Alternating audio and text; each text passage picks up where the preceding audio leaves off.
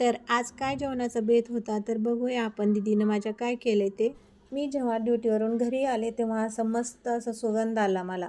मग मला ओळखू आलं की दीदीनं काहीतरी नवीन स्पेशल बनवलेलं आहे, काहीतरी वेगळी रेसिपी बनवलेली आहे. आणि मग मी फ्रेश झाले आणि मग नंतर मग मी जेवणाकडे गेले. तर बघितलं तर काय दीदीने असे मस्त मेथीचे वगैरे चिरून पराठे बनवून ठेवलेले होते. तर मेथी ही आमच्या शेतातूनच आणलेली होती.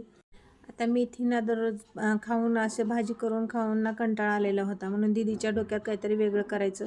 आणि तिला आज सुट्टी पण होती संडेची आणि म्हणूनच तिनं असं कदाचित हा बेत आखला असावा. आणि मग तिने मी येईपर्यंत पराठे वगैरे सगळे बनवून रेडी ठेवले होते. मी डायरेक्ट जेवणच केले, तर मला पण एवढे टेस्टी लागले ना.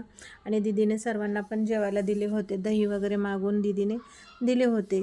तर दीदीच्या हातात ना असं मस्त टेस्टी चव आहे बघा. तर दीदी एकतर काम करत नाही आणि केली तर ना असं छानच करायचं असं तिचं ठरलेलं असतं. तर व्हिडिओ आवडल्यास व्हिडिओला लाईक करा आणि सबस्क्राईब करायला विसरू नका.